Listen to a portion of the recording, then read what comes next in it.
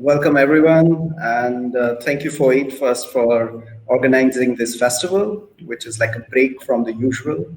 And usually in the field, lighting is the last decision to make, but here lighting is the first. So that's a great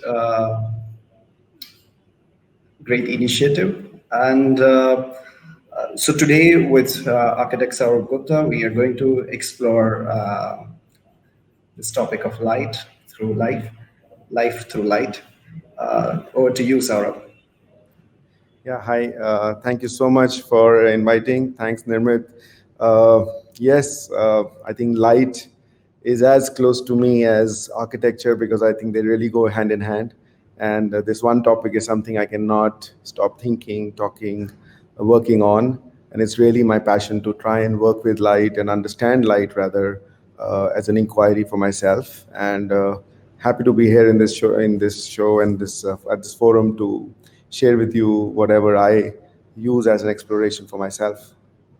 So probably I thought that as a start to this session, maybe I could just show a few slides to just bring together the large array of thoughts and conversations that I understand as light. And then I think it goes on with a more informal conversation. Okay.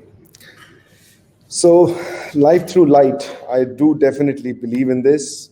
And I always feel it's always the center of architecture, whether it's the natural light coming in or it's the advent of the artificial light, the way it's positioned, the way it plays in a space. I think both very, very important. This quick shot is actually an introduction to Archohm itself. This is very close to the entrance, right across the reception. Very few know the reason of this light fitting being here at the reception. This is the fitting as a light that's used in La Tourette, and it's one of the first lights that really attracted me as a fitting, and the way it was kind of a landscape light used all across. And more to pay homage and for my love for La Tourette and its lighting, I think this light fitting finds place as its first setting in my own office. So Studio Archohm, of course, does very varied kinds of works. We try to be very playful with light. We try to treat light carefully through our projects. Obviously, it always starts with the reality that natural light must be the center of architecture, the way we work, put around our buildings, how it filters, and how you can max the idea of light. And then the play of bringing in the shade. So a lot of times playing with the shade is almost the way you play with light. And so whether it's guiding somebody through a space, looking at streets, looking at various possibilities, I think light is really a contrast that one plays with. This is a Delhi Heart, something we did a few years back, and then how to kind of make it a comfortable space for retail all across. In India, being harsh, the natural light, one has to really value and understand indirect lighting, how that can in itself be sufficient and comfortable, and how that lighting is really a way to kind of use light rather than direct. And then you can, of course, filter it through various mediums in various forms. These are just fundamental ways of looking at light inside out, how the daylight into your buildings or the other way around makes a connection to the outside space. A beautiful possibility is to really look at how in the day light filters into your building, but also how this light really becomes like an object and actually makes a large landscape as a scenic landscape through a project. So light is also not something that's just purely functional or looking at doing its basic orientation to a space, but it actually can become a part of the landscape as art in itself. And then, of course, you've got these individual objects which work like sculptures in the day, and then very cleanly, with precision, can become pieces of art which are lit up at night. Natural light, institutional projects can really, really touch you as an experience. And I think that's really fundamental. As far as Indian facades are concerned, outside skins are concerned, one needs to be very careful with lighting. You can't use too much glass, you can't use too much light, you need to be prudent about it. So I think playing with light as a very subtle intent is very important. Light, of course, is a beautiful ornament that can scale up a space, completely change the orientation of a space. Uh, you can really design with light, the light fitting, and the entire, or you can orchestrate a full scape with it, how the collection of lights look and work together. And I think they have as much an important role to play in the day with its own shadows, and then the shadows it creates with its lighting at night. So I think it should generally be understood as a larger life than just being an object relevant at night. It is used for guidance, of course. This is about one of our hardest jobs, to light up the entire city around the Taj without without any kind of light pollution, but still make it quite special. So you had actually street lighting from 600 millimeters height. So 2 feet you were lighting up all the streets, and it was really a crazy exercise for us. And of course, I always love to put shadows and lights in context. Quality of light and quantity of light to me is also something that very importantly balances and levers you use to kind of make your spaces, and that in itself works really in your favor if you understand how and when to use what. Of course, the amount of travels, the amount of light quality you see across projects, you see people, you see how they've used lighting really helps, puts a big impression on you. And Corbusier was one of the finest people I could figure or see how he used lights in his buildings, and then how he used the Indian lighting in his projects in India. And I think that in itself was really a complete history and story of lighting, natural light in architecture. Closer to time, nobody comes close to Peter Zumthor in my mind, who plays with light with that kind of rigor and sensitivity. Whether it's his little chapel or it's the large museum projects, the way he controls light and filters them through is really, really pretty. So I always say lighting needs to be used very sensitively. And this whole conversation between the natural and the artificial, I think that's really the fun and the challenge and that poetry, I think, is what one has to really try to work towards or walk towards. Beautiful possibilities of how technology works with lighting and then works with natural lighting and makes architecture. One of the most expensive facades I saw as I think in the 90s as a kid, as an architecture student, very famous, how indirect light can be taken, natural light, but very diffused indirect light from the walls, which actually comes through ceilings, is a beautiful example by Peter Zumthor in his Brigands Museum. So there's lots of such examples that explore light very beautifully. In today's time, as far as fittings are concerned, some of these light fittings really are cutting edge. And these are things that touch me. You see them in places, then you use them in projects, and you start kind of walking with them, working with them, and relating to them to kind of highlight your architecture. And I can never stop using this one measuring tape, because it's really like the word, it's infinite. It really can be stretched without a single structure to endless limits to kind of punctuate your space. Light as art, light as installation. I think traveling really brings together that full understanding of light. And this really is probably a slide that to me encompasses the entire understanding of light for me, that in India, the sun is so harsh. And so if we can design darkness in a particular way, I think we've played our part of working with light. Yeah, thank you. Yeah, brilliant, Saurabh.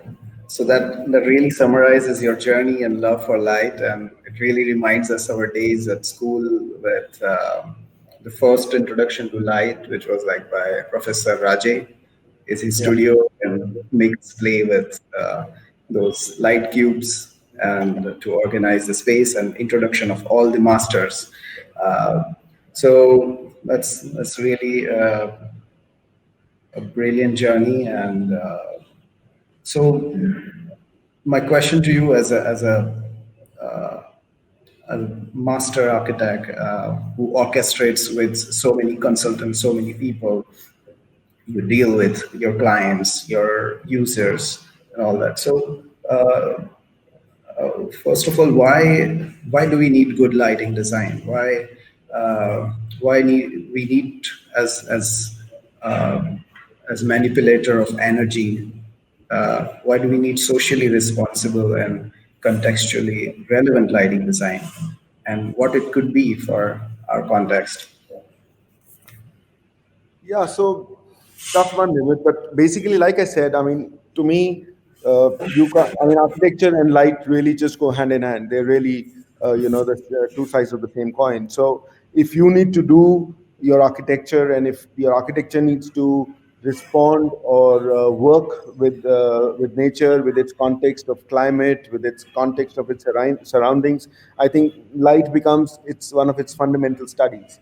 Uh, I was recently in Himachal doing a site visit, and the person with me was asking, "What do you look at a site? What do you do when you look at a site? What is it to see the site and its context?" And my first answer to him was not to look at the road or the north or the trees. It was about understanding and imagining the sun movement.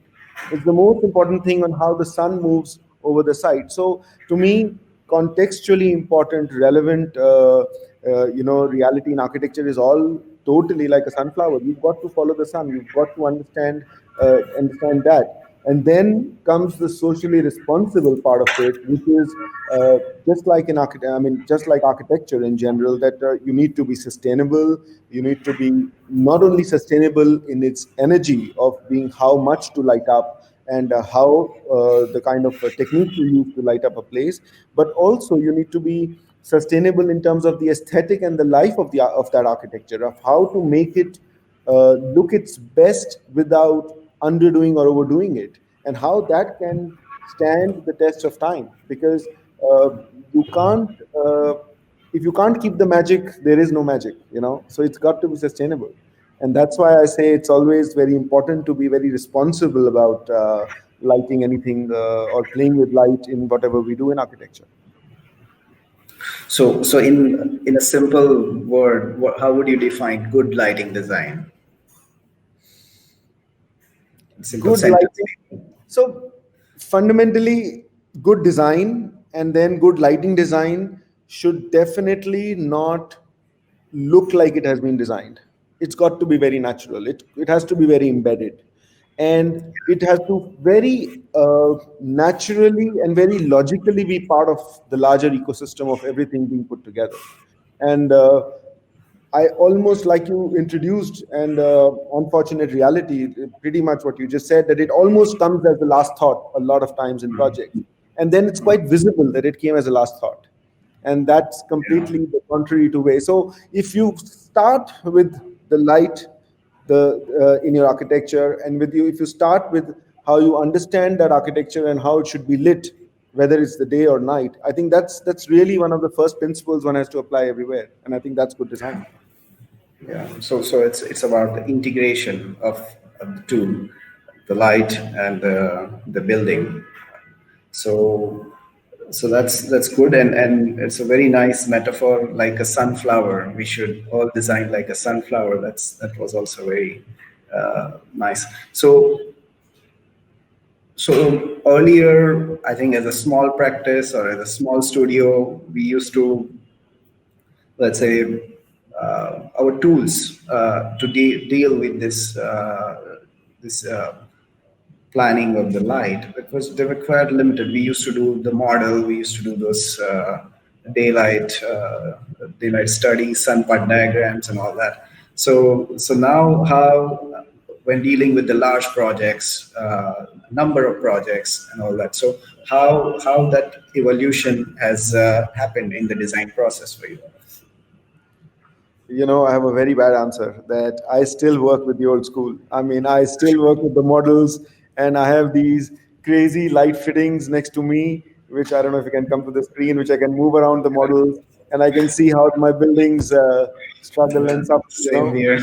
Exactly. So, so that's the beauty of being in first with the working with first principles, that there is no second way of getting it right. But of course, with the technology and the scale, with the advent of the reality of time and the way we do our architecture, I think you can do phenomenal studies with these models, SketchUp models, and then looking at light through and through. But you've got to know what to look at. I mean, inserting your mobile phone into your models to get the interior spaces. You use all these tricks and techniques all the time. But to get to understand the difference between luminance, the difference between lux levels, difference between what is vertical and what is horizontal lighting, I think it's very, very important to kind of keep yourself up to pace with lighting as an art, lighting as engineering. And to be able to use that consistently in your work, you've got to, keep yourself up with every typology of light, or every technique of lighting in general. And I think that must be done. We all need to read, we all need to travel, we all need to keep ourselves exposed to light. Exposed to the light. Brilliant. So, uh, architecture is also a social art. Like, uh, so it engages multiple point of view, multiple specialties. So do you often work? I mean, of course, I know you through your design village and all those kind of programs. You collaborate with people of various discipline, various social artists, maybe lighting designers. So uh, in this collaborative spirit, what were your learnings from about light from these different people that you collaborate with? Is there any special incident or you want to mention? So we work with we like to work in collaborative environments, and so I don't know if I can pinpoint something specific, but I mean, the way the Design Village has been conceptualized as an institute, as a multidisciplinary institute which does pretty much everything design. We try and bring in experts from all over as well, and so working with them, I think, really helps you understand that light has multiple meanings, multiple reference points, and it's as cultural as it can get. The same light can feel extremely harsh to a person and extremely soft to the other. It's how one treats light, or understands light, or reads light, personally, is fundamental. So we work with a lot of international architects and designers, and it's so beautiful to understand their idea of lighting and their idea of lighting in India, their idea of sun in India. And so I remember this incident about walking at the Mughal Museum, or the Shivaji Museum, whatever people want to call it, and working with David Chipperfield architects, and constantly looking at how the rhythm of our structure and the light was kind of engaged. And and it's so beautiful to understand from them how they saw that as very little light, because or very special light, because they don't see that kind of light in their own countries. I mean, Germany is pretty gray. You don't get that kind of sharpness in the light that there is in India. And then they use it as a tool, as more like magic, which we kind of almost take for granted. So I think there's a learning always in these collaborative processes. So like you say that at first it's intangible material, it's intangible medium that we deal with. So it's very difficult, but at the same time very important. It becomes a focus, but it gets forgotten during the process. So we need to refocus on that. Second, we need to look at our own context, and so and you very beautifully define that. How is this character of light different in West? Because most of your heroes are in architecture. We are told, okay, Le Corbusier, Kahn, uh, and then when we come back and we practice in our own country, how is that different? And we often learn from outsiders the value of our heritage, our culture, our context. So in that sense, we have very brilliant craftsmen also in our country, and traditionally they had been the architects. They have been engaging in the built environment. So how do you collaborate with this cultural heritage, this craftsmen, and how do you tap in their potential into your project? Hmm. So I think when we say that we look up to the West in its school of thought on architecture, I think it's not the style that you're looking at that attracts you. It's more the issues they can address, or the attitude they have to architecture. It's about how they would adapt to a certain culture, and how they would use that culture to then interpret that into its architecture. And I think that's what you really get attracted to, their ability to first identify a culture or a difference in culture, and then their ability to manifest that difference into a built form or in its play and its conversation with light. And whether it's like you said, look at Khan, where the way he would design in Philadelphia to where how he'll design in Ahmedabad or Bangladesh. There are different ways that they do it, and that ability to transform and translate, I think that's what's really attractive.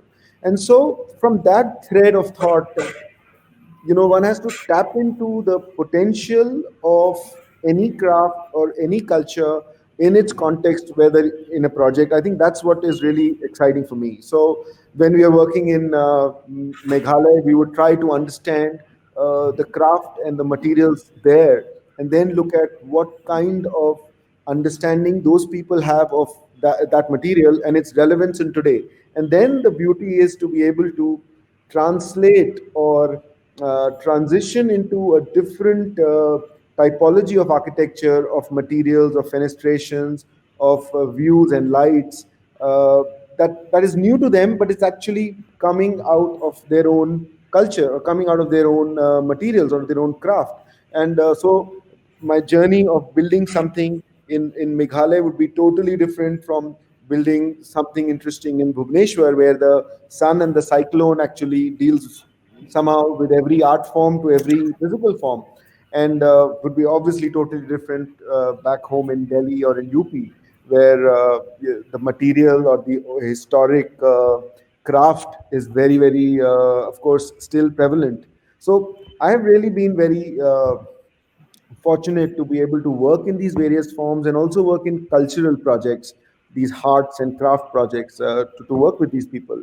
And they bring so much to the table from their understanding, because none of this art and craft can sustain if it can't sustain the test of time. So there is a certain logic to the materials they use, or the way they use, or the craft forms that they come up with. And unless that logic is understood with time, unless that logic was sound, it could not have stood a test of time. And that's why working with it is really good, because it is true, it is real. It's not very um, uh, temporary. It's not out of a personal will. Whether it's a printing, so we're doing these art centers in various parts of India, and everywhere we are trying to build it, we are trying to bring in certain degree of that context into these centers, while the fact that these centers are one school of thought, one client, they need to still kind of take that commonality as well across the common thread. So I think these are beautiful opportunities and challenges that one uses in their own art and life, in their architecture. So is their understanding of the material is very much governed by the light, or and how have you tapped that? I see that beautiful Lucknow, that Awadh village Yeah. or something. So there So was very beautiful use of that jali thing. So can you right. tell us something about that? How that So concept came into right. the reality? This was the center of old city of Lucknow, Husainabad, and that's where we had to tie in this 1 kilometer of these 11 big monuments, culturally very challenging, very popular monuments. And We wanted to make sure that they were all kind of physically looking like connected through a strip. So you had to come up with using something strong as a punctuation that kind of ran across, and then that punctuation should be as contemporary in its form, because it can't try to copy the past, it can't try to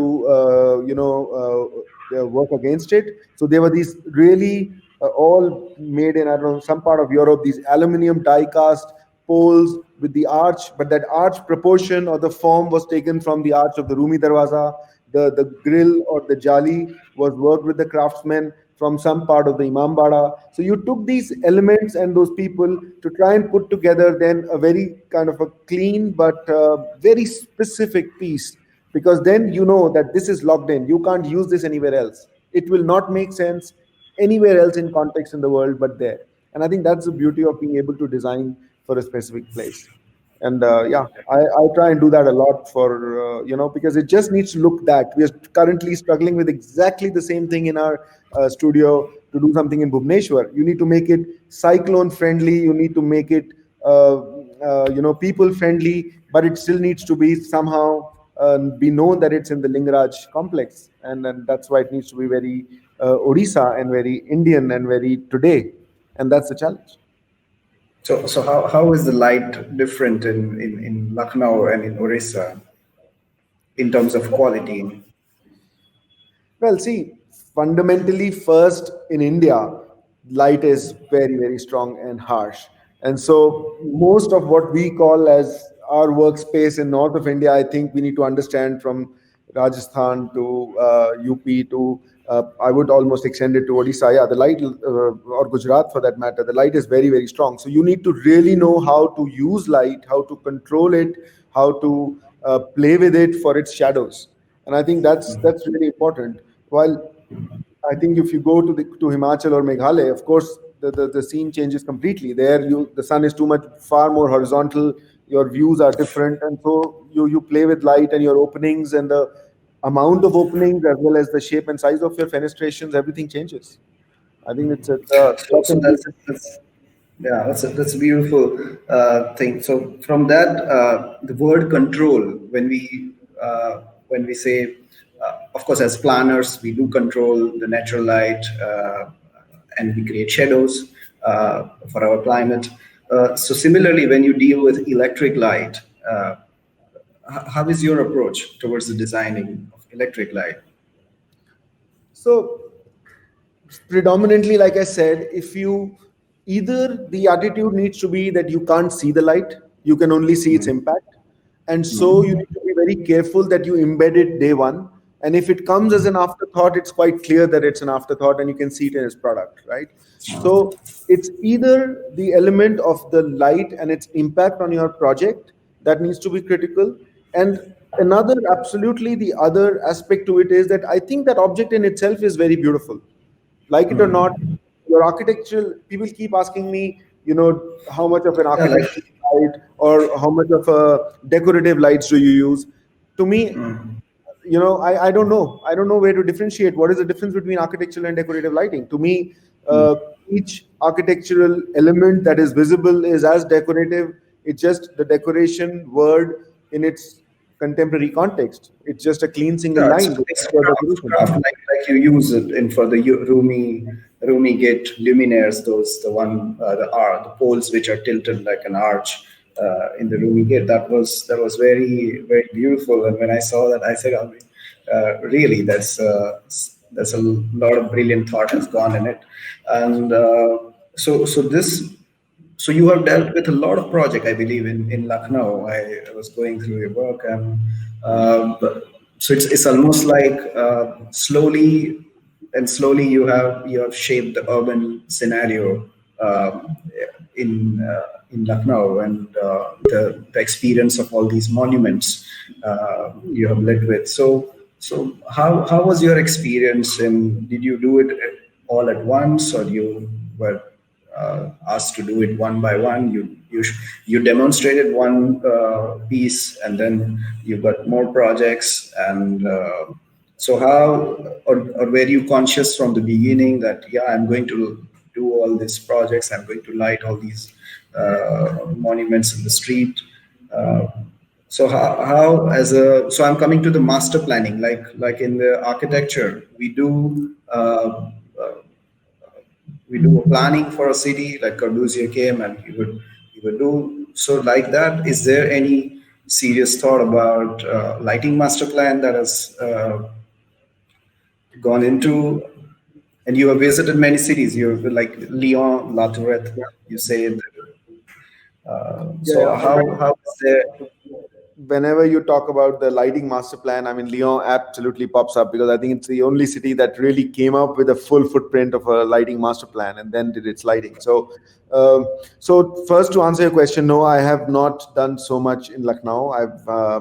It's just some of the very visible work, visible projects are there. But yeah, success lets you deal with more. And so when we lit up a small area, we were commissioned to do the old city. When we did the old city, we were commissioned to do the area around Taj Mahal. When we did the area around Taj Mahal, we got, so it's always work in progress, and it's still going on. And that's why the Ohm in Archomm, as my office, the Ohm is really the Ohm's law and the lighting, because I think there are enough and more people in the office who are very passionate about light, and we Okay. love to work with light in every way. And so it wasn't the urban master plan we were looking at as a lighting plan, but yes, when you're looking at 1,000 acres of lighting a new city or a new city center, yes, of course there is a larger master plan. You have to understand that, like you don't in your building want the same amount and same quality of light in every room, in every space. You can't, you should not. There needs to be an absolutely planned, directed, controlled orchestra of lighting qualities in your spaces, in your buildings. Exactly in the same way, when you walk through a city, you need to know that you need to be able to give a different lighting experience, an experience that is relevant for a certain space, which is different from something that you saw 10 minutes back or you drove past 2 minutes back. That has to be there. And it's logic, it's design, it's obviously a filter of culture and context built into it, but it needs to be master planned at that level, and then to see the execution. And so that everything can't look like a carnival, but there should be spots which are hotspots, and then there should be some very calm and peaceful spaces. You can't do hotspots in gardens. You will spoil a forest if you put a carnival there. So you need to be very careful in the way you plan the urban lighting and then execute that. And we were fortunate enough to do large parks, large city centers, and large streetscapes in Lucknow to be able to exhibit, express, show how lighting can actually do the magic, do the trick. So how was the experience? Like there, you don't have a single client; you have multiple clients, and uh, how did you go about convincing them about these ideas, this special out of the box luminaires, Yeah. So and this I kind of think, a very low light level, something which is right. very accessible, like you say, 2 feet bollard doing the street, and the issues of vandalism and all that. So how was that experience? So there are no shortcuts. I mean, I must say that we all understand governments to be less cooperative and less understanding that they are. No, they're pretty, they're all getting their act together. A lot is moving, and but the most important part is that you need to be well aware of the lighting industry yourself. You need to be very, very strong technically, and if you have figured a lighting solution, or if you've, I mean, I have known days and days of sitting in actually south of Lyon to make a light fitting with a company for Taj Mahal, for this whole lighting street, so that you could get a certain spacing of 12 to 18 meters center to center, but still cover the entire street with lighting at from 2 feet. And that labor of love of that light fitting, its reflector, the quality of light, the warmth, the Kelvin, the degrees, everything was worked to the last detail. And it was beautiful because they started calling that light the Taj. So that has become a Taj fitting even in that French catalog now. And so it's really, you need, it's labor of love throughout the process. And if you do that, nobody stops you because it is a logical reality to do. You can't get 20 fittings that will do that job. As long as you have a very strong narrative, that narrative is backed by a strong logic in design, and then I think if you walk that path, it's not such a problem. Because I'll tell you a trick, a reality, that lighting is not that big a percentage component of a project. So your engineers forget to go through the last detail of lighting while they're approving. They're so keen to do the rest of the budgets, and so you can actually slip in pretty much what you want in lighting, and that's really has worked to my advantage. That we think it through and we embed it so consistently in our design that it's not questioned, and then the cost is irrelevant on a larger scale. But it is the most loud, most obvious, one of the biggest things that people can perceive and see. So yeah, so it's very important to think of a narrative from the beginning, to embed it throughout the story, to summarize what you're saying, and also to get on board the experts, the expert manufacturers, who can push the limits of the available technology, and make the product or the cost relevant to the project. That's, I think, the key. So with that note, what is your message to the Indian lighting manufacturer industry, or Indian designer, Indian students in general, Yeah, when dealing with lighting manufacturing? it's a tough What one to with look at? yeah. It's a tough one with no real right answers. But my little experience has told me that one should really not go for the price war. And I think what happens in India is because of the speed and scale of things with which things work here, Indian manufacturing really tries to come on a price war, and then it kind of leads to a degeneration of your product. So I remember, I mean, in my office, what normally happens is when you're working on a project, we actually first and foremost answer a question: which manufacturers can deliver a quality that this project deserves? And then at times, some of these projects become projects where the quality becomes the most critical, and then whether it's Indian or not is not really that important. But especially in public spaces, that a government in India is good on capital cost, but is extremely poor in its maintenance cost. So you've got to get your product right the first time, because if it doesn't stand the 10, 20, 30 years, you've had it. So it's so that way I think my biggest message to Indian manufacturers would be to really, maybe the answer is that you need to always have these two ranges. One is supreme quality where cost is not the concern, and the other is what they want to do for the riffraff of the rest of the market. But it's very hard to find very high quality fixtures in India. Of course, they don't need to last more than 5 years for an office lighting nowadays, because people almost come from a thought that if you are in the same office for more than 5, 8 years, you've not grown well enough. That's fine. But to be able to have light fittings or fixtures or the quality of light that can be sustainable at a larger scale, I think we really need so much more of work in Indian lighting industry. I mean, technology is there. Nobody can question on how the globe has shrunk, but we really need to get our act together, I would say. And yeah, I don't know. It's a catch situation Yeah. for them. Yeah. So what is the light fixture that is really close to you? I actually started my presentation with a light fixture, which actually is a story I've never told anybody. I think nobody in my office also knows why that fitting is right there, because it's the first fitting you will see when you enter Laturet.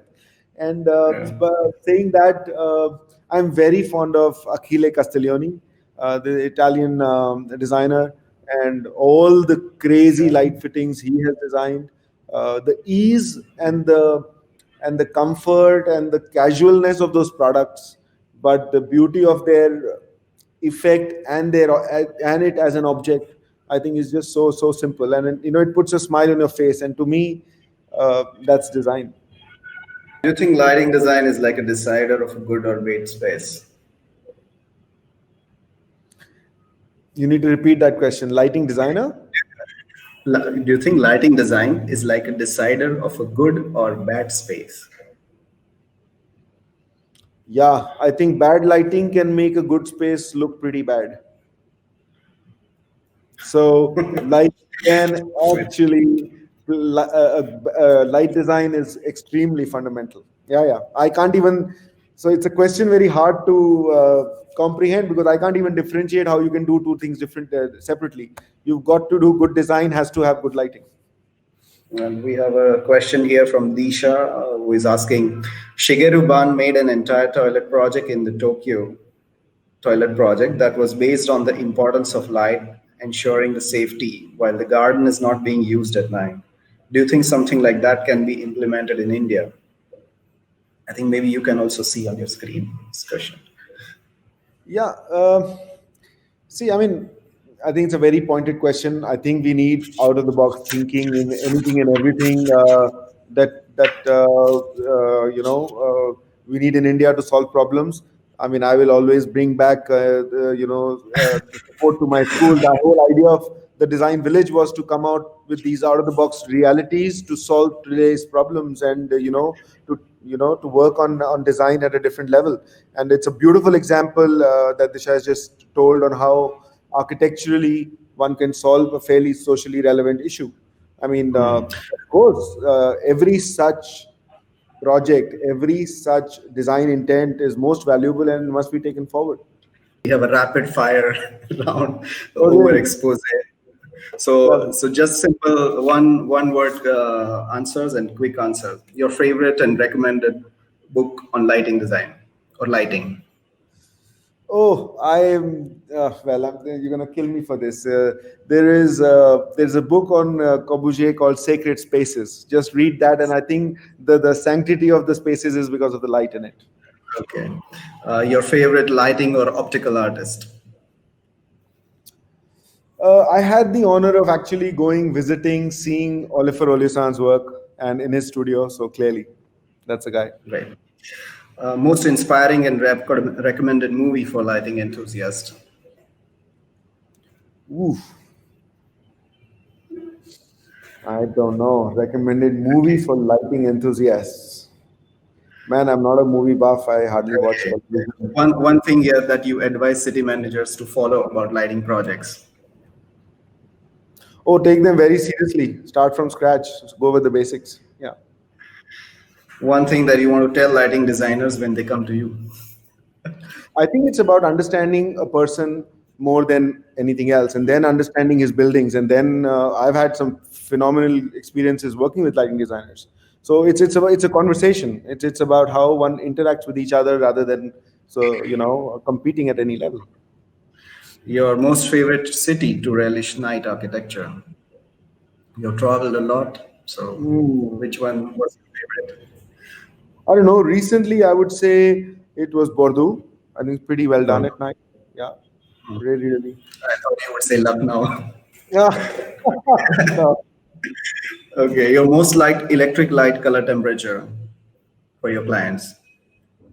Oh, soft, very, very soft. Be- I like soft lighting. Okay. Choose two of your favorite clients or mentors. Akhilesh Yadav, Biju No, my, Patnaik, Arvind mm, Kejriwal. oh my God, no, no, none of these can be mentors. I think as a physical real mentor, I can never forget Kurula Varki and his way of teaching me light. And in terms of work, I cannot think of light without Louis Kahn. So yeah, Great.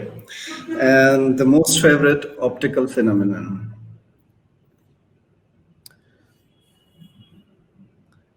the movement of Co- shadows, the movement of shadows through the Glad building. you didn't say Corona. So we'll start with Rohit Jain. He's asking, what are some of the lighting types that we can use in a commercial area which are not yet known to a lot of people but are actually very crucial? Cool. It's when you want to do special lighting, you need to actually be special about it. So the one big trap people fall into is that they think more light is attractive. I think careful light is attractive. So they need to be very careful about making attractive lighting solutions, which actually might just be very minimal, and that would bring your commercial projects right up.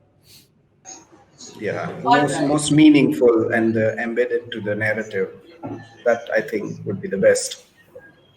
All right, up next we have Godrej. The Trees project in Vikhroli has done a proper lighting master plan in a gated master plan of a rather smaller area. Do you think India has the potential to opt for lighting master plan even in an already haphazardly designed and developed cities like Delhi or Mumbai? Do you think good lighting design can also help in upscaling women's safety? Of course. Yeah, absolutely. I mean, lighting is fundamental to security. Totally. Nirmit, yours. Yeah, mine. I would say light. I mean, I was thinking that you would say no. Lighting is not the only factor in giving a sense of safety.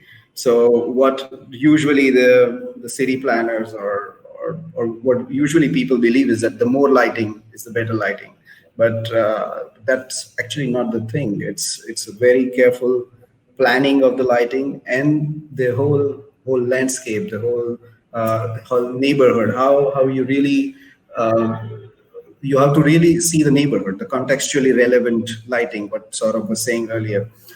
That's what is most important, whether you are designing in a very poor neighborhood or you are designing a very upscale project like that Vikhroli project they were saying. So it's actually about where you are designing. So contextually relevant and socially responsible. I think these are the key words when doing the lighting master plan or when designing. And safety is not the only lighting is not the only giver of safety. All right, we'll take one more last question. And it says, please elaborate a little on sensitivity of lighting design for museums and exhibitions. Yeah, Saurabh has done a lot. Well, so I would say I would actually just extend this question because something I touched upon while I was talking, and I had an itch to explain a little bit more. So when people are in India, when you're entering a place, there is a super high chance you're coming from a harsh afternoon, a warm afternoon, and so you enter a space, you need to cool it down, and I think light, like this literal temperature, scientific temperature, I think light also has something to do with the temperature you kind of experience, you feel. A darker space always starts feeling cooler. So I would always want people to understand what kind of experiences they want in their buildings, and then understand and decide what kind of light levels they need. Apart from the fact that what that light needs to do, whether are you studying, whether are you looking at something, whether you're just walking through a corridor, etc. Of course, museums is a great example of a intense engineering exercise in lighting, because it's not only critical to look to kind of direct people's movement through a certain space. It's not about just navigating you through architecture, but it's also about holding you on a particular piece, a particular artifact, or a particular information, and that itself defines and controls the amount of light it needs. So I think museum is an absolutely a next level lighting opportunity, and so normally people use flexible lighting because then they can change with time, but make sure that every piece, every corner, every space gets its due exactly to the right amount that it needs. Yeah, for me also, I think what Saurabh said is important. That the museum is about going from outdoors to indoors and reconnecting you from indoor with outdoor. Because more in many museums, the light levels are very low to conserve the objects, and that's where transition from one gallery to the other gallery, looking at one object to the other. That's something is the governing the contrast, governing the brightnesses from dark area to the light, brighter area is very important. And second most important is creating because I mean a lot of things are now available virtually. So creating that experience of I was there in that space to look at this masterpiece or to look at this brilliant installation, so that this giving that sense of I was there, that kind of an experience is also very important. That's very masterly done by all the architects. So when they design the space, because it's not only about the exhibit space, but it's mostly about this in between spaces also, which is very important, and that's where the magic of light and space and material an architect or a designer can bring forward too, and that makes it a unique project.